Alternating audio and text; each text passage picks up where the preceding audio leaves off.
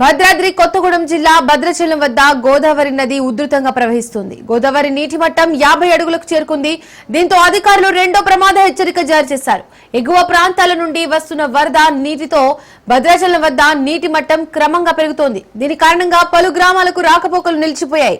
దుమ్ముగూడెం మండలం తూర్బాక గ్రామం వద్ద రహదారిపైకి నీరు చేరడంతో దుమ్ముగూడెం, చర్ల, వాజేడు, వెంకటాపురం మండలాలకు రాకపోకలు నిలిచిపోయాయి. గోదావరి దిగువన ఉన్న ముంపు మండలాలకు వెళ్లే ప్రధాన రహదారి మురుమూరు గ్రామం వద్ద వరద నీరు చేరడంతో చింతూరు, కూనవరం, విఆర్పురం మండలాలకు రాకపోకలు నిలిచిపోయాయి. భద్రాచలంలో కళ్యాణకట్ట వరకు వరద నీరు చేరింది. పట్టణంలోకి వరద నీరు రాకుండా అధికారులు కరకట్టకు ఉన్న స్లూయిడ్లను మూసివేశారు.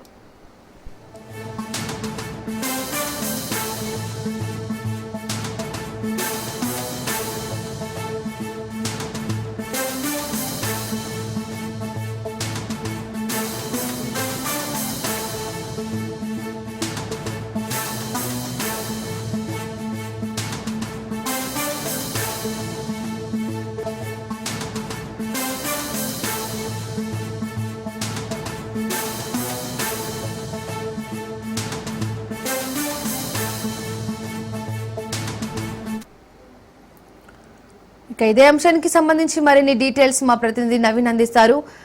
నవీన్, గోదావరి నది ఉధృతంగా ప్రవహిస్తున్నట్టు తెలుస్తోంది. రెండవ ప్రమాద హెచ్చరిక కూడా జారీ చేయడం జరిగింది. ఏంటి పరిస్థితి?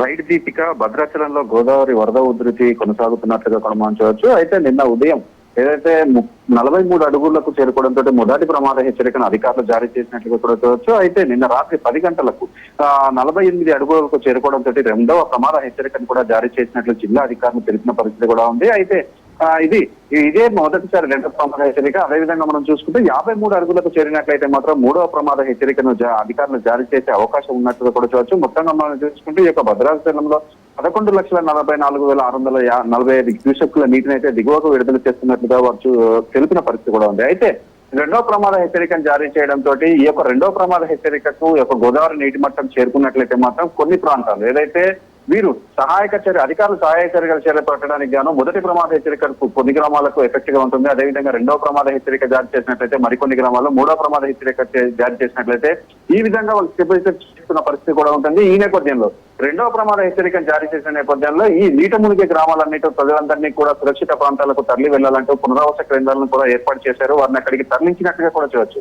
అదేవిధంగా ఏదైతే రెండవ ప్రమాద హెచ్చరికను దాటి ప్రవహిస్తున్న నేపథ్యంలో ఇటు చేపల వేటకు వెళ్లేవారు కావచ్చు, లేకపోతే మిగతా ఎవరు కూడా ఈ యొక్క గోదావరి పర్యావరణ ఆ దగ్గరలోకి వెళ్ళొద్దంటూ కూడా అధికారులు చెప్పిన పరిస్థితి కూడా ఉంది. అయితే ఈ యొక్క రెండవ ప్రమాద హెచ్చరిక దాటడంతోనే అనేక ప్రాంతాల్లోకి లో లెవెల్ చట్టాలు కావచ్చు, లేకపోతే కొన్ని ప్రాంతాల్లోకి నీరు చేరిన పరిస్థితి కూడా ఉంది.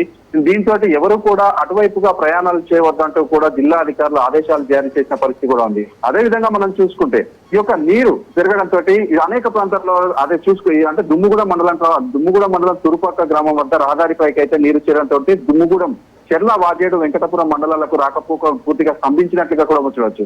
అదేవిధంగా గోదావరి దిగువన గల ముంపు మండలాలకు వెళ్లే ప్రధాన రహదారులు మారుమూల గ్రామం వద్దకు కూడా నీరు చేయడంతో చింతూరు, కూనవరం, విఆర్పురం మండలాలకు కూడా ఈ యొక్క రహదారులు మూసుకుపోయినట్లుగా గమనించవచ్చు.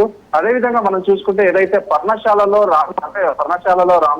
సీత చీరల వరకు కూడా నీరు మునిగిపోయినట్లుగా కూడా చూడవచ్చు. ఈ యొక్క గోదావరి పొంగడంతో ఈ యొక్క చుట్టుపక్కల ఉన్నటువంటి గ్రామాలు అనేక ప్రాంతాల్లో కూడా నీట మునిగిన పరిస్థితి కూడా ఉంది. వీరందరినీ కూడా సురక్షిత ప్రాంతాలకు తరలిస్తున్నామంటూ చెప్తున్నారు. అయితే ప్రస్తుతం ఏదైతే గోదావరి నీటి మట్టం 50 అడుగులకు చేరుకున్నట్లుగా కూడా చూడవచ్చు. అయితే మరొక 3 అడుగులు చేరినట్లయితే మాత్రం మూడవ ప్రమాద హెచ్చరికను కూడా జారీ చేసే అవకాశాలు ఉన్నాయి. మూడవ ప్రమాద హెచ్చరికను జారీ చేసినట్లయితే మాత్రం చాలా వరకు కూడా ఏదైతే గోదావరి పర్యావరణ ప్రాంతంలో ఉన్నటువంటి ప్రాంతాలన్నీ కూడా నీట మునిగిపోయే అవకాశం ఉండటంతో వారందరినీ కూడా ఇప్పటికే సురక్షిత ప్రాంతాలకు అధికారులు తరలిస్తున్న పరిస్థితి కూడా ఉంది. అయితే జిల్లా కలెక్టర్ ఆదేశాల మేరకు ఇటు పోలీసు, రెవెన్యూ, ఎన్డీఆర్ వీరందరూ కూడా ఇక్కడ ఉన్నటువంటి ఏదైతే గోదావరి పర్యావరణ ప్రాంతాల్లో ఉన్న ప్రజలందరినీ కూడా సురక్షిత ప్రాంతాలకు తరలిస్తున్న పరిస్థితి కూడా ఉంది. అదేవిధంగా గజయిత వారాలు కావచ్చు, వీరందరినీ కూడా సిద్ధంగా ఉంచినట్టు పరిస్థితి ఉంది. అయితే ఇక భద్రాచలం పరంగా చూసుకుంటే ఏదైతే గోదావరి నీటి మట్టం మరింత పెరుగుతూ ఉండటంతో పట్టణంలో ఉన్నటువంటి మురుగునీరు అంతా కూడా గోదావరికి వెళ్లేందుకు ఉపయోగించే స్లూయిజ్లను మూసివేశారు. అయితే స్లూయిజ్ లో మూసివేసేతో ఈ మురుగునీరు అంతా కూడా మళ్ళీ పట్టణంలోకి వచ్చి అక్కడ కూడా నీరు వచ్చే ప్రమాదం ఉండటంతో అక్కడ ఉన్నటువంటి నీటిని మొత్తం కూడా బోర్లను ఉపయోగించి నీటిని మొత్తాన్ని మరలా గోదావరిలో విడుదల చేస్తున్న పరిస్థితి కూడా ఉంది.